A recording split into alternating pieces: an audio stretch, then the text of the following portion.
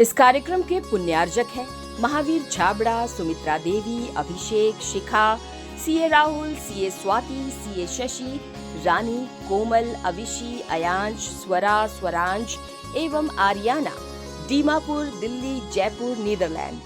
आचार्य हुवन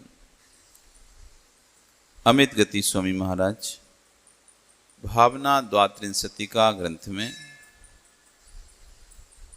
अपने द्वितीय श्लोक में समझा रहे थे कि जैसे म्यान से तलवार भिन्न है। म्यान समझते हैं? जिसके अंदर तलवार रखी जाती है वो कहलाती है म्यान। तो जैसे म्यान में तलवार है कि तलवार में म्यान है। म्यान में तलवार है कि तलवार में म्यान है?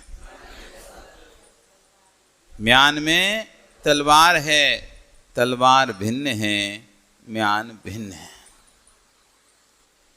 जैसे म्यान से तलवार भिन्न है, म्यान से अनंत शक्ति वाली है तलवार। म्यान से किसी पर वार करो तो लगेगा तो ठीक है, लेकिन तलवार का वार और म्यान का वार एक हो जाएगा क्या? जो ताकत जो शक्ति तलवार में है, क्या वो शक्ति वो ताकत म्यान में है क्या? तो आचार्यवन कह रहे हैं म्यान से तलवार के समान अनंत शक्ति वाले सर्व दोषों से रहित अपने आत्मा को शरीर से भिन्न करने के लिए आपके प्रसाद से मेरे अंदर शक्ति प्रकट हो। भक्त जो भगवान के पास आकर सामायिक के लिए बैठा है, वे इस बात का बोध कर रहा है कि जैसे म्यान से तलवार भिन्न और तलवार में अनंत शक्ति है, ऐसी शरीर से आत्मा भिन्न है और इस आत्मा में अनंत शक्ति है। आपकी आत्मा में शक्ति है कि नहीं है? ताकत है कि नहीं है? ताकत है कि नहीं है? नहीं है। जितनी ताकत तीर्थंकर में है कि उतनी ताकत आपके अंदर है? क्यों नहीं है भैया? तीर्थंकर की आत्मा कोई स्पेशल थी क्या? उसमें एक्स्ट्रा मटेरियल डाला गया था कि उनकी आत्मा में? जैसी उसकी उनकी आत्मा में गुण थे वैसी आत्मा में गुण है। जितनी उनकी आत्मा का वजन था उतनी आपकी आत्मा का वजन है। समान है। तीर्थंकर की आत्मा कोई विशिष्ट आत्मा नहीं थी अलग से कि उसमें कुछ ज्यादा गुण थे और हमारी अभी आत्मा में कम गुण है। समान गुण है, समान गुण है। बस हमको अपनी आत्मा के गुणों की प्रक्रिया को निकालने की अभी जो प्रक्रिया उसका बोध नहीं है। उनको बोध था, उनको बोध था तो उन्होंने प्रकट कर लिया। हमको बोध नहीं है तो हमारी आत्मा में तो कुछ शक्ति नहीं है, हमारी आत्मा में शक्ति नहीं है। अरे जो शक्ति परमात्मा की आत्मा में थी वही शक्ति हमारी आत्मा में है। किंचित मात्र भी भिन्नता नहीं है, किंचित मात्र भी भेद नहीं है। जैसी परमात्मा के अंदर शक्तियां हैं वैसी मेरे अंदर शक्तियां हैं। बस अंतर है उन्होंने प्रकट कर ली हैं, मैं प्रकट नहीं कर पाया। एक बार एक राजा जंगल में निकला घुड़सवारी के लिए और अचानक उसका घोड़ा बिछल गया और एकदम दौड़ाते हुए ले गया अपने समूह से। राजा बिछड़ गया और दौड़ते दौड़ते गहन अंदर जंगल में चला गया और एक गड्ढे में जाकर उस राजा को पटक दिया। राजा गड्ढे में गिरा, अनेक तरह से चोटिल हो गया और एक दो दिन वहां पड़ा रहा। पर कोई इतने जंगल में सैनिक ढूंढ रहे पर मिल ही नहीं रहे राजा। एक वहां पर रहने वाला एक भील आदिवासी व्यक्ति था, वो जब वहां निकला उसने राजा को देखा और देखकर पहचान लिया, अरे तो हमारे नगर का राजा है। क्या दुर्दशा हो गई इसकी? वो अपने कुटिया में ले गया, कुटिया में ले गया और वहाँ पर उसने उसकी सेवा की, खूब उसको औषधियों के द्वारा उसके दर्द को, उसके घावों को ठीक किया। और उसके पास एक गाय थी। क्या थी? गाय थी। उसका दूध निकालता था वो, और उससे मिष्ट पकवान बनाता था दूध के, और राजा को खिलाता था पौष्टिक। तो राजा पकवान, राजा तो मांसाहारी था, भीलों का ही तो राजा था, मतलब उस तरह का मलेच्छों देश का राजा था। तो उसने तो कभी पकवान ऐसे खाए नहीं थे गाय के, उसने तो मांस मछली यही खाया था। आज भी आप देखो, बहुत से लोगों को दूध के पकवानों का स्वाद भी पता नहीं होगा। उन्होंने तो खाया क्या? माठ, मछन, मीस, मछली, यही सब। यहाँ पे तो देखो ना आप, चारों तरफ यही खाने वाले लोग मिलेंगे, यही खाया और यही स्वाद है। आज आपके राजस्थानी भोजन का स्वाद किन लोगों को पता होगा क्या? नहीं होगा। अब उसको भी कोई पता नहीं था कि क्या होता है दूध और क्या होता है इसके पकवान। उसने तो बस मदरा और यही सब खाता था, कंदमूल, फल ये। तो जब उसने उसके दुग्ध के मिष्ट पकवान खाए, उसका तो मन बहुत प्रसन्न हो गया। इतना प्रसन्न हो गया कि उसको तो लगा कि जैसे अमृत मिल रहा हो उसे। और वास्तव में यदि दूध की सामग्री व्यवस्थित बनाई जाए, अमृत तुल्य लगती, मीठी लगती है। दुग्ध को मिष्ट मिष्ट कहा है, मिष्ट रस कहा है, मीठा रस कहा है दूध को। आप बिना चीनी मिलाए भी यदि आप प्योर दूध पीते हैं तो मीठा लगेगा आपको। अब तो पानी मिला पीते इसलिए आपको समझ नहीं आता। यदि शुद्ध दूध यदि आप पिए तो आपको शुद्ध दूध बिना कुछ डाले भी बहुत अच्छा लगेगा। तो राजा को तो जीभ पर चढ़ गया उसका स्वाद। वो तो पड़े पड़े सोचते रहता, पता नहीं कहाँ से लेके आता है, स्वर्ग से लेते आता है, कहाँ से लेके आते हैं अच्छे पकवान। और अब तो मैं जाऊंगा तो इससे जरूर पूछूंगा पकवान कहाँ से, और वो चीज़ को मैं रखूंगा अपने पास, मैं अपने नगर में पकवान खाया करूंगा। इधर सैनिक ढूंढते ढूंढते आखिर में राजा के पास पहुंच गए। और राजा जब तक स्वस्थ हो चुका था, तो राजा जब जाने लगा तो एक सोने की मोहरों की थैली उसको पकड़ाता है और बोलता कि ये बताओ, ये पकवान तुम लाते कहाँ से थे? अब वो सीधा साधा था, तो उसने कह दिया ये मेरी कामधेनु देती। कामधेनु मतलब गाय का नाम कामधेनु। ये कामधेनु से मुझे मिलता है, मैं आपको देता हूँ। उसने कहा मुझे कामधेनु चाहिए आपकी। वो कहता नहीं, मैं कैसे दे सकता हूँ, ये तो मेरी माँ है, मैं इसको तो नहीं दे सकता। नहीं नहीं, तुम्हें देना पड़ेगा। अब राजा की हट, राज हट, उससे तो कोई रोक भी नहीं सकता। उसने कहा, सैनिकों ने, सेवकों ने, मंत्रियों ने समझा अब ये दे दो, ये मोहरे दे रहा है इसके बदले में, नहीं तो जबरदस्ती ले जाएगा, तुम कुछ नहीं कर पाओगे क्योंकि राजा है। उसने उदास मन से अपनी गाय को दे दिया। अब वो अपने नगर में, अपने महल में ले गया, गाय को वहां पर रख लिया। अब उसको तो मिष्ठान की आदत लग चुकी थी। अब गाय के पास गया और सामने कुपरा रख दिया। अब उसे तो पता ही नहीं कि इसका दूध निकाल कर कैसे बनाया जाता। उसने तो ये समझा गाय देती है, गाय देती है ये तो सामने एक कुपड़ा रख दिया बड़ा सा। खीर दे, हलवा दे, मिठाई दे, रस, रबड़ी दे। अब क्या देगी बताओ गाय? कुछ नहीं देगी। उसने सोचा आगे से नहीं देती, हो सकता है पीछे से देती होगी। तो उसने कुपड़ा पीछे रख दिया। फिर खीर दे, रबड़ी दे, ये दे, मिठाई दे, मुठाई दे, और हाथ फिरने लगा। गाय को जैसे ही सहलाया, सो गाय ने क्या किया, घोर कर दिया। लघुशंक उसको गुस्सा आ गया कि उसके हाथों थी तो सब देती थी, भील के हाथ थी तो सब देती थी, मैं लेके आ तो नहीं देती है। खूब मारा पीटा उसे, लेकिन वो कहां से देगी रबड़ी, कहां से देगी मिठाइयां? वापिस फिर ले जाता है उसे उसी के यहाँ पे। तुमने मुझे धोखा दिया, इसको तुम समझा के भेजियो कि नहीं दे, ये कुछ भी नहीं देती। उसने कहा स्वामी, पहले तो आप अपनी सोने की मोहरों को पुटकिया पकड़ो और हमको ये वादा करो कि आप वापस नहीं लोगे गाय को। ठीक है, आप हमारी वापस दे दो, नहीं देती तो। उसने दे दी, पर तुम ये बताओ तुम कैसे लेते हो इससे? स्वामी, ये कभी कुछ नहीं देती है, ना ये रबड़ी देती है, न खीर देती है, न मिठाई देती है, ये तो सिर्फ दूध देती है।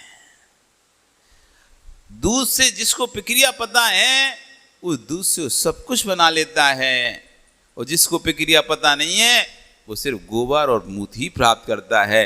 ऐसी इस आत्मा में अनंत शक्ति है।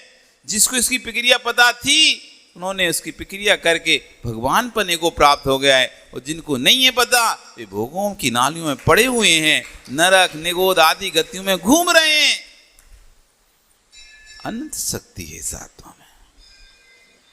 ऐसी कौन सी शक्ति नहीं है जो आत्मा जिससे वंचित है। अनंतानंत गुण है प्रत्येक आत्मा में, अनंतानंत गुण। बस चाहिए दृढ़ इच्छा शक्ति, चाहिए आत्मविश्वास, चाहिए श्रद्धा, तब जाकर निकल आएगा सब कुछ। हे नाथ, भक्त भगवान के सामने बैठकर प्रार्थना कर रहा है, हे नाथ, मेरे अंतस में जो ध्रुव भाव ज्ञायक स्वभाव है, ये ध्रुव आत्मा है, ध्रुव आत्मा ही मेरे लिए दृष्टिगोचर हो जाए। मैं अन्य कुछ नहीं चाहता हूँ, वो कुछ नहीं मांगने आया भगवान से। बस जिस चीज़ को मैं देखना चाहता हूँ, जिस चीज़ को मैं प्राप्त करना चाहता हूँ, जिस चीज़ को मैं अनुभव करना चाहता हूँ, बस उसका एक बार अनुभवन हो जाए। विदेशों से लोग आते हैं सिर्फ इस चीज़ के लिए, और उसी आत्मा की खोज करने के लिए। एक साइंटिस्ट हुआ, उसने अपने अंतिम उसमें लिखा कि अगर पुनः मेरा जन्म हो तो भारत की भूमि में हो, क्योंकि मैं खोज करने निकला हूं उसकी जो सबकी खोज करता है। खोजन हारे की खोज करने के लिए मैं खोज पे निकला हूं, लेकिन मेरी आयु पूर्ण हो रही है। लेकिन मैं प्रार्थना करता हूं, यदि मेरा पुनर्जन्म हो तो भारत की भूमि में हो। ये वो भूमि है, ये वो पवित्र भूमि है जहां पर लोगों ने उसकी खोज की है जो सबको खोजता है। आत्मा की खोज करने वाले यदि कोई जीव पाए जाते हैं, इस भारत की भूमि में ही पाए जाते हैं। आत्मा की खोज करने वाले कोई जीव हुए हैं तो इस भारत की भूमि पे ही हुए हैं। आत्मा को प्राप्त करने वाले कोई जीव हुए हैं, इस भारत की भूमि पे ही हुए हैं। और आत्मा की प्राप्ति की खोज में जो लगे हुए हैं, ऐसे जीव इसी भारत की भूमि में ही हैं। मैं अन्य कुछ नहीं चाहता हूं। जैसे तलवार भिन्न है, म्यान भिन्न है, जैसे तलवार को म्यान से भिन्न देखते हैं, वैसे ही देखने के में आने लगे कि ध्रुव आत्मा शरीर से भिन्न है। और इतना ही भगवान से प्रार्थना कर रहा है भक्त। धन संपत्ति कुछ भी नहीं चाहिए। जब तक भिन्नता नहीं दिखेगी, तब तक अलग होने का भाव नहीं होगा। मानता हूं, गेहूं भीने के नहीं आपने कभी क्या? आटा वो इधर अमर मिल का आटा खाते हो सीधा सीधा? अमर का मिल का आटा मंगा खाते हो, गेहूं मंगाते हो?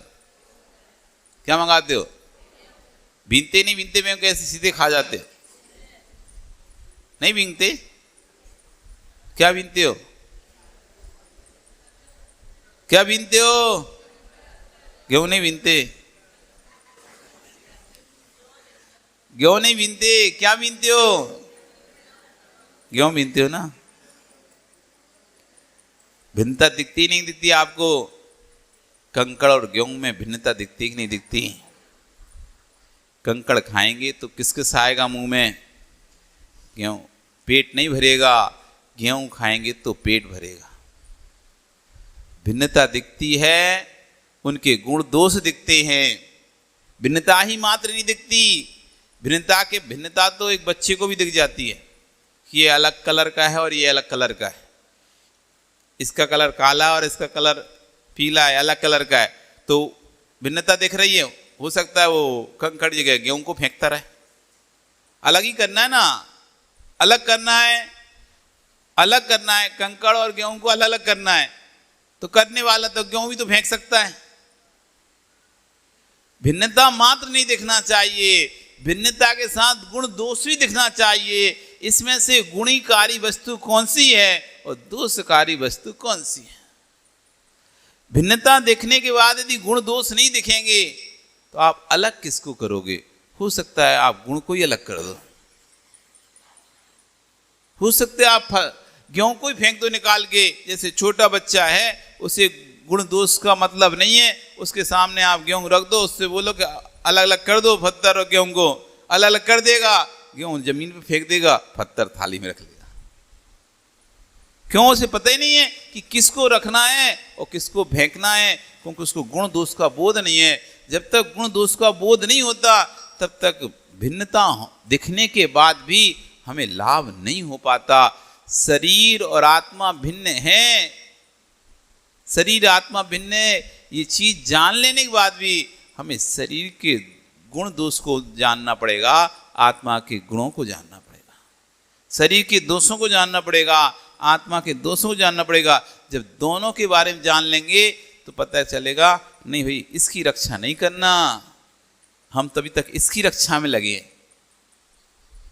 हम जो भी होता है तुरंत, थोड़ा सा भी कोई फुंसी भी क्यों ना हो, तुरंत डॉक्टर के पास जाते हैं। देखो तो हमारे शरीर में फुंसी हो गई, कैसे करें? देखो मेरा शरीर कमजोर होता जा रहा है, मेरा शरीर पतला होता जा रहा है, मेरा शरीर काला होता जा रहा है, मेरे शरीर में दाग होता जा रहा है।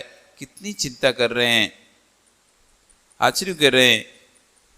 जैसे म्यान तलवार को म्यान से भिन्न देखते, वैसी देखने में आने लग जाए कि ध्रुव आत्मा शरीर से भिन्न है। संपूर्ण दोषों से रहित आत्मा को शरीर से भिन्न करने के लिए आपके प्रसाद से मेरे अंदर वो शक्ति प्रकट हो, मेरे अंदर वो ताकत प्रकट हो, जिसमें अपनी आत्मा को अपनी देह से भिन्न निहारूं। जब मेरी देह ही मेरी नहीं है तो जगत की देह मेरी कैसे हो सकती है? इतनी दृष्टि आ जाए। और सारा खेल दृष्टि का है, सारा खेल दृष्टि का है। कोई ऐसा नहीं कोई आप भिन्न करने के लिए या भिन्न देखने के लिए कोई छेनी हथौड़ा लेके आओगे कि छील के देखो अंदर कहाँ है आत्मा। ऐसे मत करने लगना, नहीं तो आत्मा को अलग निकालना है, आत्मा को निकालना है, शरीर को हटाना है, तो छेनी हथौड़ा लेकिन इसको छीलना प्रारंभ कर दो। सिर्फ दृष्टि में देखना है, वस्तु एक दिखाई देगी, लेकिन एक देखने के बाद भी भिन्नता देखना, बस यही तो एक सम्यक दृष्टि का दृष्टिकोण है। सम्यक दृष्टि और मिथ्या दृष्टि, दृष्टि मतलब देखना, दृष्टि मतलब देखना, सम्यक मतलब समीचीन और मिथ्या नहीं उल्टा। सही देखना और गलत देखना। जो सही देखता है, सही को सही देखता है, उसका नाम सम्यक दृष्टि। जो सही को गलत देखता है उसका नाम मिथ्या दृष्टि। इतना सही परिभाषा है सम्यक दृष्टि और मिथ्या दृष्टि की। कोई पूछे कि सम्यक दृष्टि किसे कहते हैं? जो सही को सही देखे वो सम्यक दृष्टि, और सही को गलत देखे वो मिथ्या दृष्टि। अब सही क्या है? जो वास्तविक वस्तु का स्वरूप है वही सही है। पानी गरम देख रहे हो, पानी गरम देख रहे हो, पर पानी गरम नहीं है। पानी गरम पानी देखा क्या कभी? नहीं देखा ललित? हैं? देखा क्या? नहीं देखा? नहाया कि नहीं कब पानी से? कौन से पानी से नहाया? पानी गर्म होता है क्या? पानी गर्म होता है क्या? नहीं होता। फिर कहाँ से नहाते तुम? पानी गर्म नहीं होता। हाँ, तो गर्म नहीं होता पानी है? तो गर्म नहीं होता कि करना पड़ता है? तो गर्म होता है ना पानी। अभी कौन से पानी से नहाते हो तुम? तो पानी गर्म होता है क्या? इस कार्यक्रम के पुण्यार्जक थे Mahavir Chhabra, Sumitra Devi, Abhishek, Shikha, CA Rahul, CA Swati, CA Shashi, Rani, Komal, Avishi, Ayansh, Swara, Swaransh एवं आर्याना, दीमापुर, दिल्ली, जयपुर, नीदरलैंड।